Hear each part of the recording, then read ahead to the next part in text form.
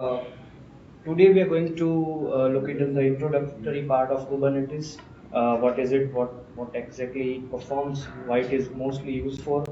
And let's see. So first of all, to deploy any particular application, what kind of application, whatever it is, to deploy, we have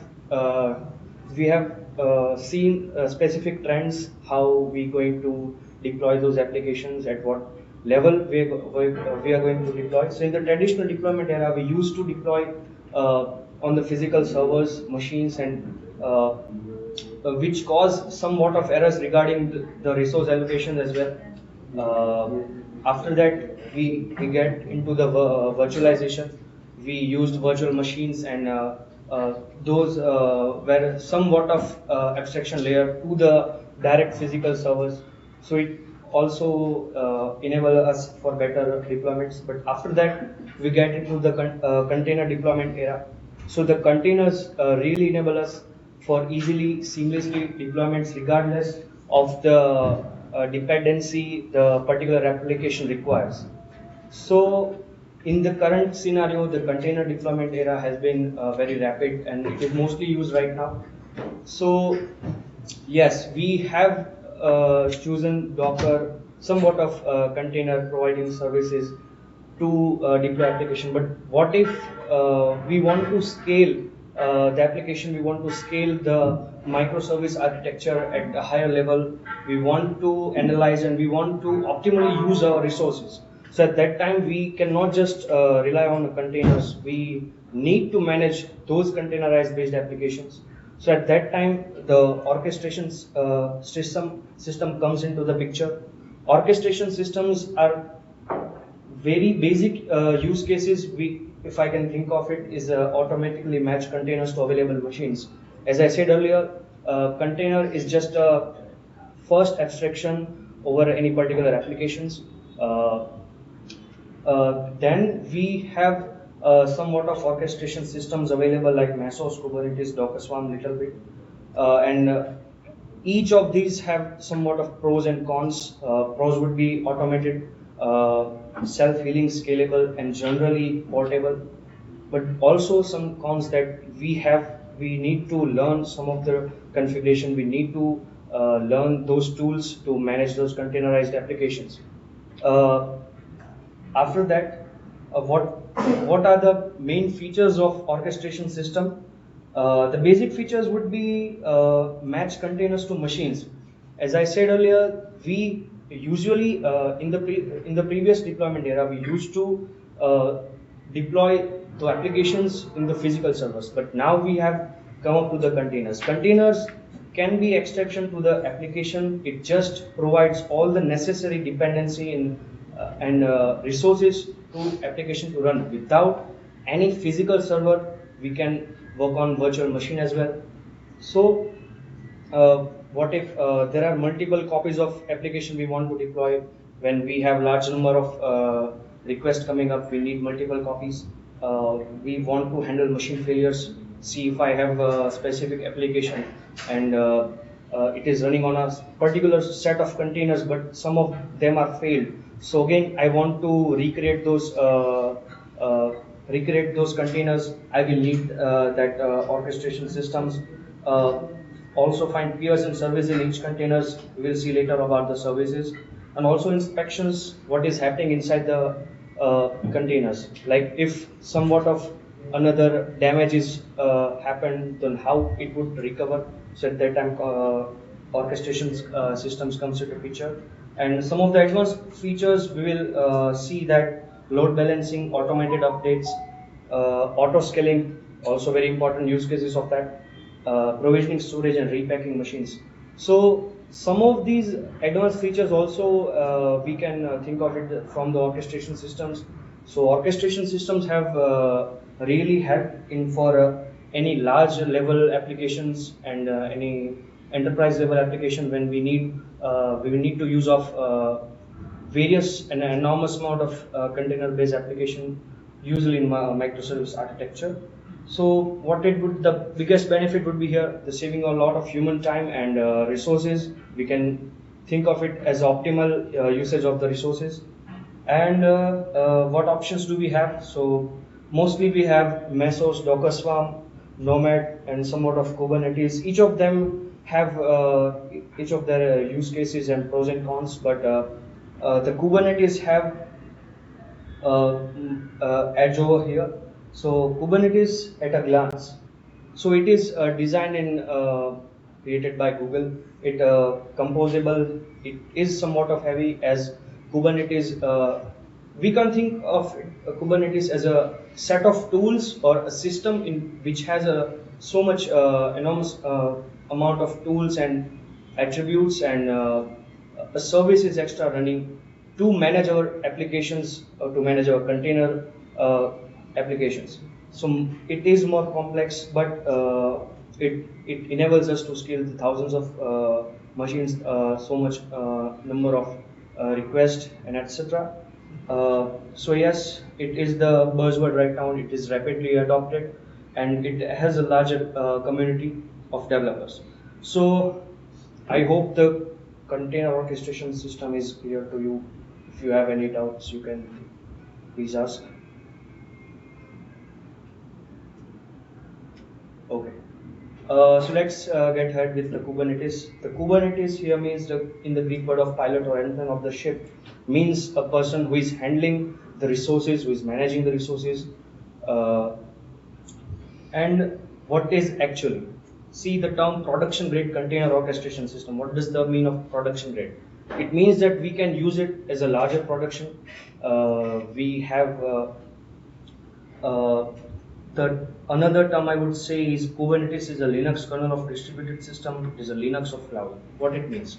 When we have our application architecture on about the distributed systems, for example, any cloud services we have, or we can think of it somewhat of numbers of physical machines we have. But what is the meaning of Linux kernel? See, the kernel is very important, and it is very important part of the operating system. So just like that, Kubernetes enables us to use the very optimally our resources. Also enables us to various kind of configurations regarding the use of applications that we will need. And the basic use cases, the platform and container orchestration tool for automating deployment, scaling, and operation of application containers. So what it actually does? So all the services within Kubernetes are natively load balanced, can scale up and down dynamically. What is the meaning of scale up and down? I will tell you. Used to both enable self-healing, seamless upgrading, and rollback of application. These are the main usage why we need Kubernetes in our application, why we mostly use it. So what is the meaning of scaling up and down? So when think of it as an example, I have hundreds of GPUs in my applications. I will not just use all of that GPUs at the time, because it will require a lot of resource. It will cost me a lot. Okay, so with the cluster, we have multiple nodes. So nodes, we can think of it as a virtual machine, physical, or any other resources that we are to use to which resources would be used by our application. The node would be example any computer machines, any GPUs. All right. I think audio. एक second. Now audible? Okay. Okay. Okay, so the basic and standard practice for any cluster would be at least one node, but let's think of it as a two node, which is a standard practice. In first, left side have a master node components. Master node, the components you see the left side, controller manager, scheduler, API server, and etcd cluster are the main functionality and the main configurations of a master node. In the right side, when we have worker node components, what does that mean? Is the master node controls the worker nodes. How? So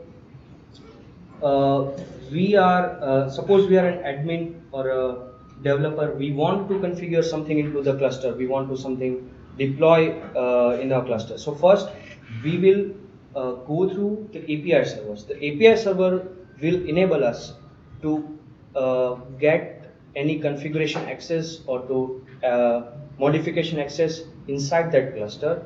The API server is mostly used for that. After that, the two major tools we have. One is controller manager and one is scheduler. The controller manager, anything that can be controlled, that can be managed, mostly triggered by control manager. Anything new applications, anything new container, anything new pod, I will say later about the pod, anything new that or any changes that are going to happen would be controlled by the control manager. It would be triggered by the control manager. And the scheduler, whenever the new application going to deploy, suppose I have 3 containers I want to deploy, but initially only one container is there. But whenever I have enabled the auto scaling, so the larger number of requests I am getting, so from one container to multiple containers, this scheduler will schedule. This will enable us to schedule the next containers, the next deployments. It will be controlled by this. And the controller manager will control all of these things. Now, what is etcd? etcd, we can think of it as a key value pair databases inside that master node, which will store, or in that all the changes that are committed inside the cluster will be logged. All the changes that we can think of it, any container has crashed, any node has been released, any nodes had been attached, anything changes inside the cluster, the etcd will have all the logs inside. And after getting information from the etcd, the control manager and scheduler starts their work. It will start deploying the application.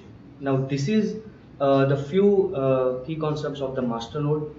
After that, master node will directly connect to the worker nodes. And here you can see the API server is triggered by the admin, and after that it will be managed by control manager, and then the request or then the next configurations is caused by the worker node.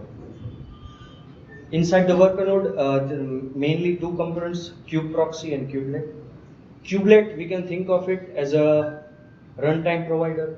If there is any request for any particular application deployment, any particular container to be created, that will be managed by kubelet inside a particular node. And kubeproxy mostly will enable us to direct any particular request or any changes coming from any API server to that container, to that machine. And this kubelet will somewhat of use the layer of Docker, and by Docker we can think of it with the application will be deployed in the terms of pod. It is somewhat of tough to get into, but I will repeat again. Let me start with the cluster. So as I said earlier, when you deploy Kubernetes, you get a cluster. A Kubernetes cluster consists of few of worker machines and called nodes, then run containerized application inside that. Every cluster has at least one worker node. To deploy application, we need at least one node. The worker node hosts the pods that are components of the application workload. What is pod? So the pod is atomic unit, or we can say the basic fundamental unit, or the smallest unit of work of the Kubernetes. What this means is one or more containers that share volume of namespace. We have container, we have an application running inside that container, but what is the upper layer abstraction? It is pod. Pod are ephemeral, which means the pods can be crashed. In the example, we can think of it as if there is a perfect container running inside a pod. The container goes crashes, so as the pod. The pod will be crashed, and this will the pods can be also recreated with the help of the control manager and the scheduler. So let me. These are the attributes of the smallest unit of Kubernetes pod. These are some of the. You can see pod has managing containers, and also yes, only container right now I would like to mention. Okay, so again I would like to mention that first of all there is a cluster. In cluster we have multiple nodes. Nodes are the virtual or physical machines, the resources that can be used to buy our application. These are the nodes, and inside that node we will have a pod. Pod is the limited layer abstraction over a container. I hope this is very clear to you. If you are not, please raise your concerns. Any questions? Because if you can understand this, the rest would be very easy. In a single machine, Okay. you can have multiple pods. Yes. So if I have 2-core machine, Okay. can I have 10 pods? Okay. Best example. You have a very great GPU, great computer with a GPU of 2 GPU. If you let's say you have 2 GPU, and you also have a container-based application that requires 1 GPU. So you can deploy 2 number of pods inside only one single machine. So there will be 2 applications running inside your single machine, your single node. There will be two pods which will be deployed. So the pod don't share resources. Pods use the resources from the nodes. So within a single pod there can be multiple Yes, containers? within a single pod there can be multiple containers. What is the container? It is just an application with the mix of the dependency itself. Alright, you know the basics of containers, right? When we have application and we want to run it independently regardless of the dependency, that at that time the container application comes into the picture, the image comes into the picture. But after the container, we can deploy those containers in anywhere inside the cluster. If it is virtually, if it is physical, whatever. Yes. So like what is the need for a pod? I mean, I can use one node and I Yes. can communicate with, let's say, 3 containers that are running on a machine. Hmm. So pod then basically just abstracts all the 3 containers for one machine. Yes. So then on one machine I can run only one pod or I can run multiple pods? Multiple pods. One node can have multiple pods. One pod can have multiple So you containers. see the question which you are asking. Let's say there is an example. Pod A only has one container. Pod 2 has 2 containers. Now think of an application where 2 parts of the applications are tightly combined and they communicate over, let's say, localhost. So container in the pod B there are 2 containers. First container has to communicate with container B over localhost. So they share a same network inside that pod. But pod A might be running a very different application. Let's say pod A is some front end. Pod B contains a backend, and also you want some in-memory database.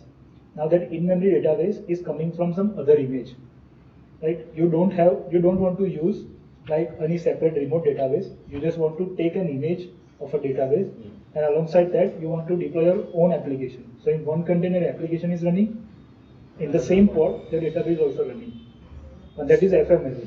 The database is not a good example, but it's a temporary database you can think of. So basically, let's say, so pod, if I use pod, it makes it more efficient to combine containers which are similar in nature. Yeah. Yes. Yes. So the pods can have multiple containers with regardless of its use cases. Now, how the networking would be here? So the networking. So as I said earlier, the pods interact with each other with the IP addresses. First thing I would like to mention that each pod has its own unique IP addresses. Whenever the pod is created, there will be a unique IP address inside that cluster would be associated with only that pod. If the pod crashes, that IP address would be vanished, and another pod would be created, and it will have another IP addresses. So the pod, any pod from node A can interact with the pod D from the node 2 with the IP addresses. We can think here we are thinking of it as it has cluster are connected through cluster. So inside the cluster, two pods can interact with each other. Two containers can also interact with each other. Now we have think that there are multiple containers inside running one pod. So in one pod there will always only single IP addresses. So how can the multiple containers can interact? So with there will be different type of ports associated with the containers. So with that, in the containers from single pod can interact with each other, and to interact a container from another pod, that we will need to use the IP address of that second pod, and through that we will connect the network would be communication would be done. Containers within a pod exist while the same network namespace and share an IP, and enables intra-pod communication over local host. Now pod to pod, so there from the default cases, all the allocated cluster unique IP for the duration of its life cycle, and pods themselves are fundamentally ephemeral. Why I don't know repeating. So pods can interact with each other inside a cluster with the unique IP addresses with associated. So whenever an application I have deployed one containers over a pod, and it has 3 replicas. So each pod have its own IP addresses. So why how we would connect a pod from outside when the pod can be ephemeral, which means it is not always running there. So how can I connect with the cluster? How can I deploy the how can I deploy the IP address to the end user? So we will see later. At that time we will use the services. So some of the core objects I would like to mention is pods, deployment, selectors, and service. Now, anything you want to deploy, anything changes you want to commit inside your cluster, we will need to go through the .yaml file extension, and we will write the changes inside that file. And after that, we will be enabled to make changes inside the cluster. So this is example of pod. First of all, it is an API version. You will see these are just the snippets, but in the answer session, you will get the better idea of all the pod selectors services very seamlessly. So first of all, I want to create a pod. I will have API version. I will have kind. It is a pod. After that, there will be metadata. It can be multiple attributes of metadata. In specifications, we define containers. Inside, here you can say it is written containers, not container. Means we can enable multiple containers inside our pod. Here, the name Nginx is an application name, but the image, we have taken the image to our pod, and the container port would be 80. So here the references I will take from the image generated. I will get the container details about that image, and that container would be created inside that pod. And if that containers require any physical resources, like if it requires somewhat of memory, somewhat of GPU, so it will be initiated through pod, and then the pod will use the resources from node. I hope it is clear. First of all, there will be node. In node, there can be multiple pods. In each pod, there can be multiple applications with each containers. And if the containers need any specific resources, it will get through the pod and from the node. Okay. And the second one is deployment. See, I have an application, particular whether it's say let's see the model inference application. I have made an application which will take input from a single image, and it will generate some segmentation or any classification. So if it is requiring resources, and this application is only used by limited resources, I will just deploy one pod. But if there are multiple requests coming up, and I also have resources that I can use, So we will make replicas, which means that each pod have container which is containing our application, but there will be 3 replicas. So in the same node, in the same physical machine, I will have 3 applications running inside. That will enable me to inference. So this is also a way of managing pods, provide rollback functionality and update control. What does it mean? That there is a fundamentally thing of pod, but if I want to create multiple of pods, I will need to perform the deployment. Here you can see the kind is deployment. And what is the specifications are replicas 3, there will be 3 pods created, and the selector, we will see the selector and match labels and the template inside that pod template. So here the pod example is here, so this template would be provided here. So this deployment will create 3 pods with this type of configuration, this type of template. After that, yes, we have labels and service. So okay, I have an application, I want to deploy into a particular pod, but how can I identify that pod or anything inside the Kubernetes? So at that time we have concept of labels and selectors. It is not just used by pod to deployment or pod to selector. Anything you want to identify uniquely, you will need the labels and selector. So I hope this will be visible to you. So left side we have deployment configuration. In the lower level you can see I have defined a pod template. The pod is taking reference from Nginx image. It has some specifications, container and etc. But it has labels. It has a label name of Nginx. So that pod will be created with the unique ID label Nginx, and that deployment, the deployment will make 3 replicas with the selector. It will match the labels through app equal to app is Nginx. So what does that mean? The deployment will be created. There will be 3 replicas of pods with only pod which has the labels app equal to Nginx. So I hope this is clear to you. In another example, I have service. Service is upper layer of pod. We'll just see that. So I have made a service, but on which application, on which pod? At that time, I will use the selector.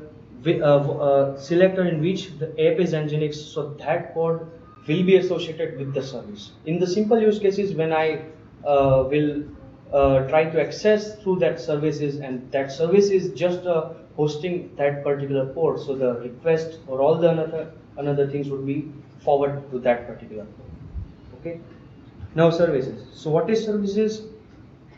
We said that container, and after that one abstraction layer we have pod, and after that another layer would be services. Why? What is the need of it? As I said earlier, and it's mentioned so much time that pods are ephemeral. It can be crashed, it can be destroyed. So we had been a need of something that will be constant all over the time, that will be providing us the responses all over the time, even if the pods are not running, even if the pods are in the mode of creating, even if the pods are getting crashed. So at that time we use the service. So service would be unified method of accessing the exposed workloads of pods. Workloads means the replicas, and which are the durable resources, the main functionality, the static cluster, unique IP addresses. It will enable us to get the static IP addresses inside the cluster to access that particular application, to access that pod, to access that container. And the static namespace DNS name. Also, there are multiple type of services. I'm not including that much here because it will be so much bombarding into your brains. So this will be use cases of the services. Now let's have a look at the example. So we have multiple ports of the same kind. It will help us to forward the request based on availability. Services target the ports using selector. I said earlier we use the labels and selector concepts here. So in this snippet it is a services kind. We have metadata, the name of service.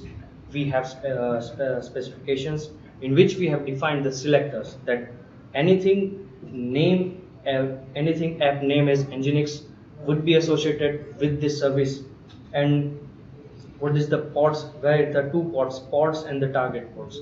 The target ports would be which port this service would target, and the port 80 is the port of that services. Okay, there are 4 types. Cluster IP is very default. Whenever we set up a cluster, we get the cluster IP type of request, NodePort, load balancer, and external name. Let's dive into the 2 types. Yes.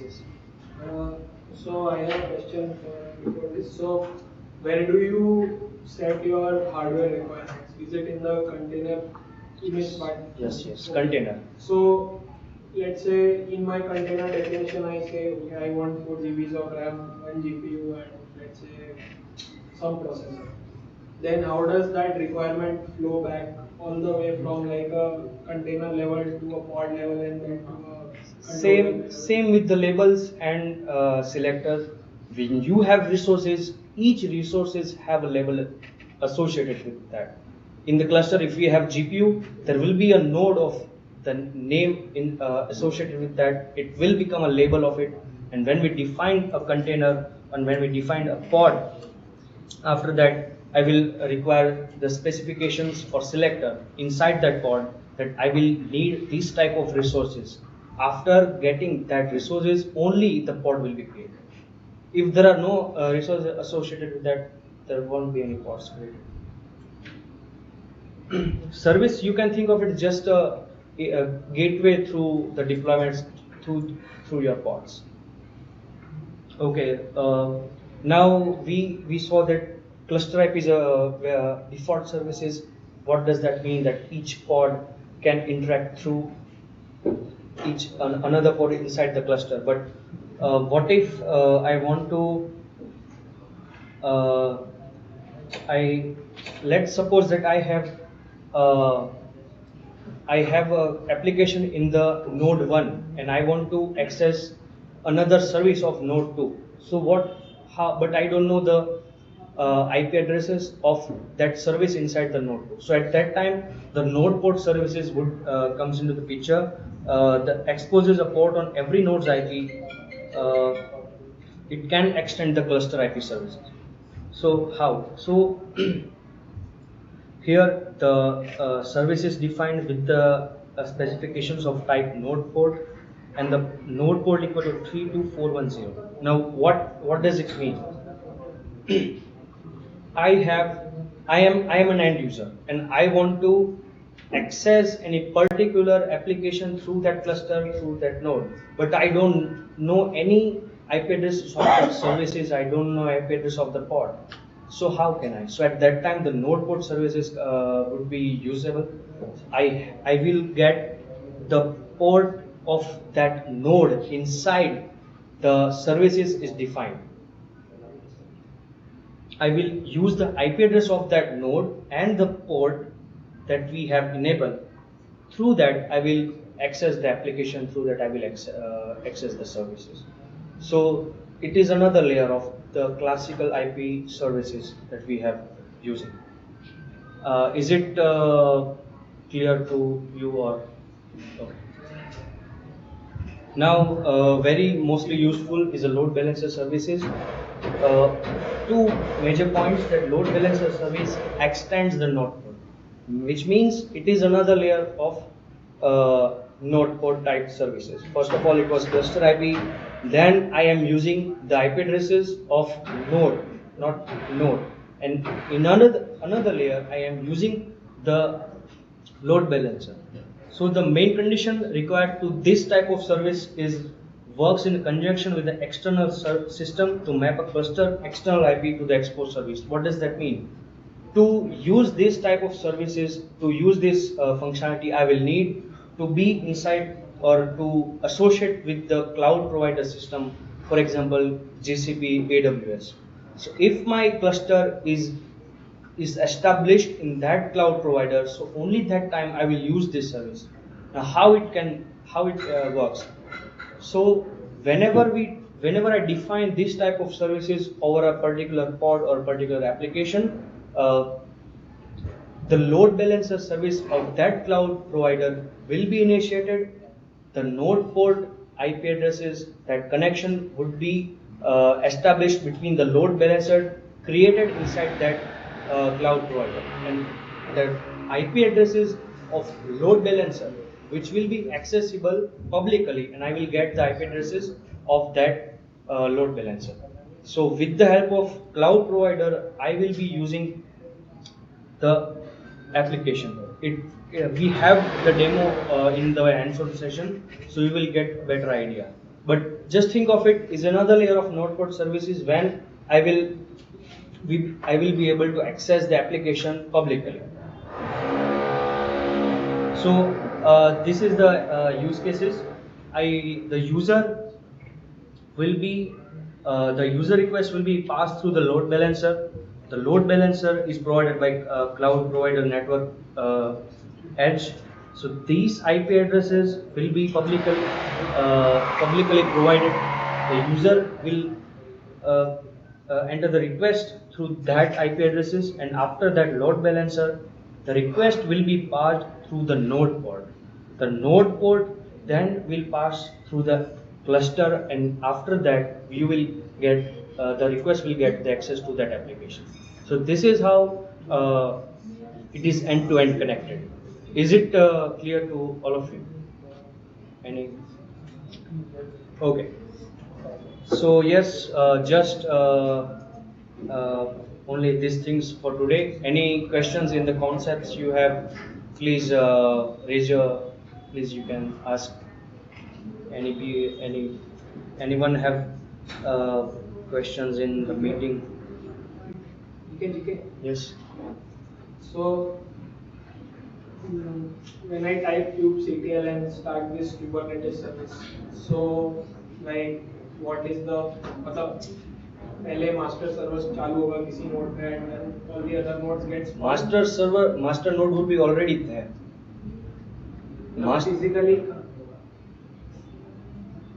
Physically, you can think of it as one node. We can physically inside your cluster, if you have provided the cloud, if you are establishing this server on the cloud provider, so the cloud virtual machine will compose of the server. It will consider.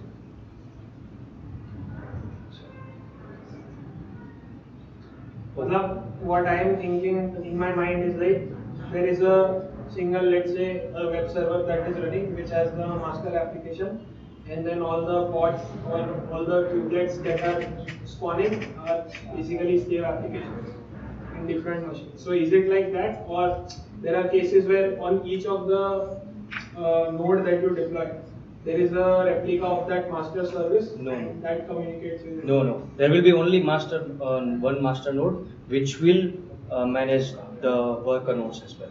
In the worker nodes, you can think of it as any GPU, you can think of any storage we have, any physical or virtual machines.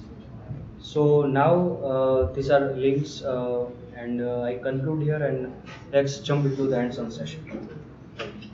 Over to you.